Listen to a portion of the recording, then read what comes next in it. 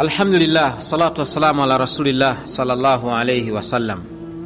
Katika wiki iliyopita tuliishia katika fatwa ile inayozungumzia wajibu wa mwanamke wa Kiislamu wa kuvaa stara iliyokamilika. Tuliishia kwa kuisoma aya ya Allah subhanahu wa ta'ala inayopatikana katika surati Nur aya ya 31 inayosema wa qul lil mu'minati yaghdudna min absarihinna wa yahfadhna furujahunna. Leo tutaanza katika aya ambayo pia wiki ile tuliigusa, na leo tutaanzia hapo, tutamalizia katika sehemu ambayo tunayokusudia kufika biidhnillahi tabaraka wa taala.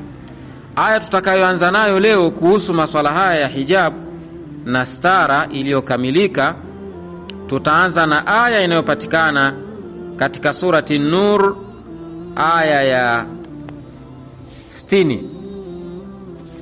Allah subhanahu wa ta'ala anasema hivi: walqawaidu minan nisa'i allati la yarjuna nikahan falaysa alayhinna junahun an yad'ana thiyabahunna ghayra mutabarrijatin bizina wa an yasta'fafna khairul lahunna wallahu sami'un alim. Aliposema kwenye hii aya kwamba walqawaidu minan nisa, na wale wanawake wazee. Qawaidi minan nisa ni wale wanawake ambao kaadna anil waladi wal haidhi minal kibar, ni wale watu wazima ambao wamekaa kutokana na kuzaa, hawazai tena, na wengine wameshakoma katika umri wao wa hedhi. Kwa maana hawa la yalidna wala yahidna, hawajifungui wala hawaingii katika siku zao. Hawa wanawake hawa wanaoelezwa hawa, ikafafanua mbele Qur'ani yenyewe kwa yenyewe, allati la yarjuna nikahan, wale ambao hawatarajii ndoa. La yarjuna nikaha, kwa maana la yuridna rijala likibarihinna, hawawahitaji wanaume kutokana na umri wao, utu uzima umienda. Wanawake hawa ambao wenye sifa hii, falaisa alayhinna junahun an yadhana thiyabahunna, falaisa alayhinna junahun, hawa hawana makosa kwa wao, an yadhana thiyabahunna, kupunguza nguo zao. Kwa maana wanaweza wakavaa tu nguo za kawaida wakapunguza yale majilbabu juu yao, na wakapunguza zile alqinai alladhi fawqa alkhimar, wanaweza wakapunguza, lakini wasikae uchi. Tumeelewana vizuri Wanapunguza nguo tu hawa wanawake watu wazima, tena ghaira mutabarrijatin bizina, hali ya kuwa si wenye kudhihirisha mapambo yao katika mbele za wanaume. Yani ghaira mutabarrijatin bizina, hali ya kuwa si wenye kudhihirisha mapambo yao, kwa maana min ghairi an yuridna biwad'i aljilbabi warida idharu zinatihinna, si kwamba wanakusudia kudhihirisha mapambo yao kwa ajili ya kuleta fitna, lakini Allah akasema wa an yasta'fifna, ikiwa wanawake hawa wakajizuia, khairul lahunna, ni bora kwa wao, wallahu sami'un alim, na Allah ni mwenye kusikia tena mwenye kujua. Aya hii imeletwa hapa kwa mnasaba gani? Ni upi wajhu dalala min hadhihi al-aya ala wujubi tahajjubi nisai? Ni ipi njia ya kutolea dalili katika aya hii juu ya wajibu wa mwanamke kujistiri na kustiri uso wake na mwili wake wote mbele ya wanaume maharim? Wa anna Allah subhanahu wa ta'ala rafa'a al-janaha 'anil qawaid, katika aya hii tunaona kwamba Allah subhanahu wa ta'ala ameondoa hofu na ameondoa madhambi. Naomba nisikilize kwa makini. Kwenye aya hii Allah ameondoa madhambi kwa wanawake wale watu wazima, alladhina la yarjuna nikaha, ambao hawatarajii kuolewa, ni wale wakongwe. Ameondoa kwao dhambi, idha kunna ghaira mutabarrijatin bizina, ikiwa hawakuwa ni wenye kuonyesha mapambo yao, ameondoa kwao wao dhambi. Kwa hiyo sasa, kwa kuwa ameondoa Allah dhambi kwa vikongwe, faulima bidhalika, ikafahamika sasa kwa hivyo, anna shabati yajibu alaihinna alhijabu, wanawake wale vijana wanawajibika wajifunike hijabu zao, wajifunike niqabu zao. Ikiwa wazee wameondolewa dhambi, maana yake wale vijana wakitembea katika mazingira ya kutokuvaa stara iliyokamilika watakuwa wana makosa. Kwa hiyo wa alaihinna junahun fi tarkihi, wana makosa wanawake hawa wakiacha kuvaa hijabu iliyokamilika, stara iliyokamilika. Lakini sio hivyo tu, wa hakadha la ajaizul mutabarrijati bizina, na hata pia hao wakongwe ambao watajistiri lakini wanajifunua kwa ajili ya kuonyesha mapambo yao, liannahunna fitna, kwa sababu hao wanawake ni fitna.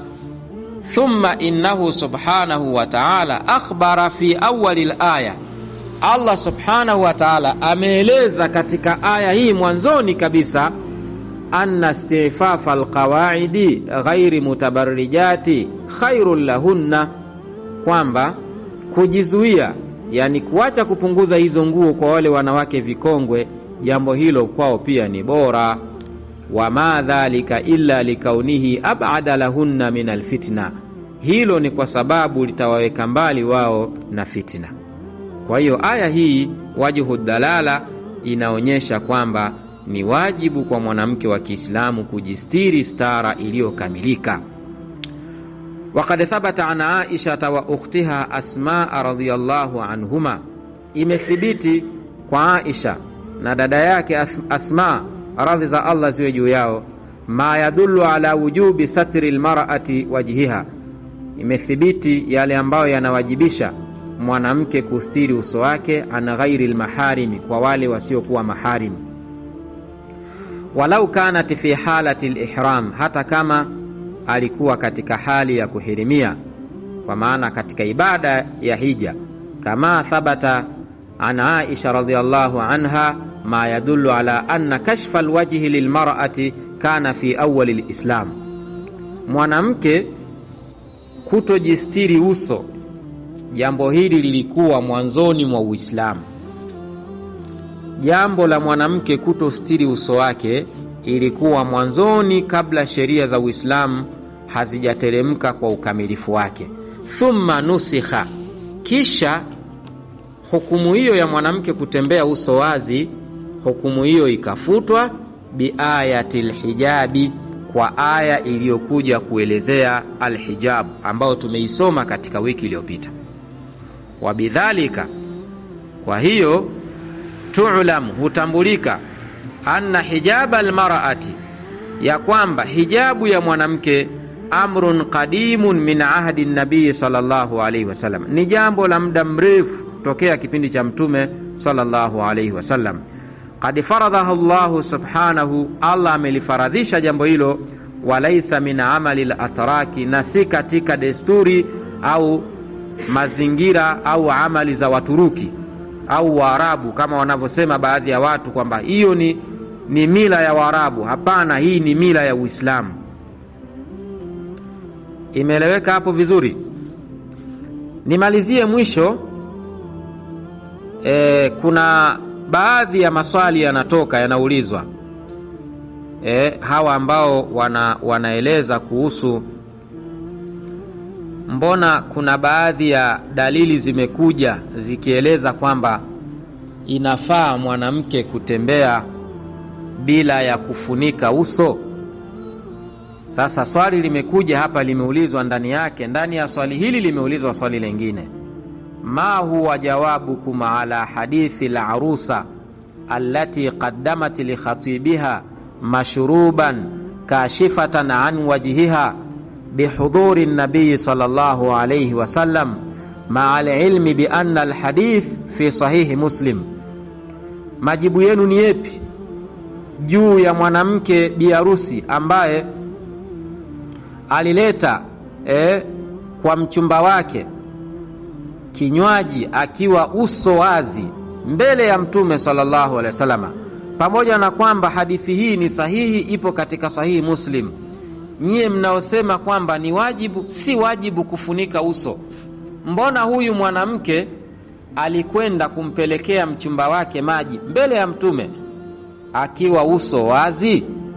Majibu ni kama ifuatavyo: hadha alhadith wa amthaluhu mimma dhahiruhu anna an-nisaa as-sahaba radiyallahu anhunna yakshifna wujuhahunna, hadha yanzilu ala ma qabla al-hijab. Hadithi hizi zinazozungumzia masuala haya kwamba mwanamke anaruhusiwa kutembea uso wazi, anaruhusiwa kutembea katika mazingira haya tuliyozungumza, hadithi hii inaelezwa ni kwamba ilikuwa kabla ya kuteremka aya za hijabu. Hadithi zilizokuja kuelezea hayo zilikuwa kabla ya kuteremka nini? Aya zinazozungumzia hijabu. Lianna al-ayat ad-dallata ala wujubi al-hijabi lilmar'a, kwa sababu aya zilizokuja kueleza wajibu wa mwanamke kuvaa stara iliyokamilika, hijab, kanat mutaakhira, aya hizi zilikuwa zimechelewa, fi sanati sadisati min alhijra, ziliteremka mwaka wa 6 hijiria. Kwa hiyo aya zilichelewa kushuka. Kwa hiyo kabla ya mwaka wa 6, maana yake huku chini ndio kama kuna hadithi zilizokuja kueleza, zilikuwa zinaeleza kabla ya kuteremka aya zinazozungumzia hijabu.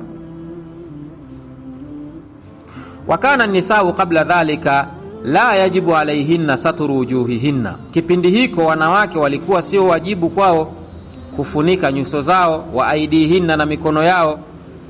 Kwa hiyo nafsi zote zilizokuja zinaelezea masuala hayo zinabebewa na kuelezewa kwamba aya hizo au nafsi hizo, hadithi hizo zilikuja zinakueleza kabla ya kuteremka aya za hijabu.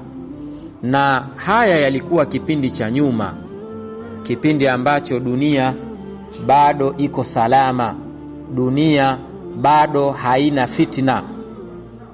Sikwambii sasa hivi mazingira tuliyokuwa nayo, kwani hata baadhi ya wanawachuoni ambao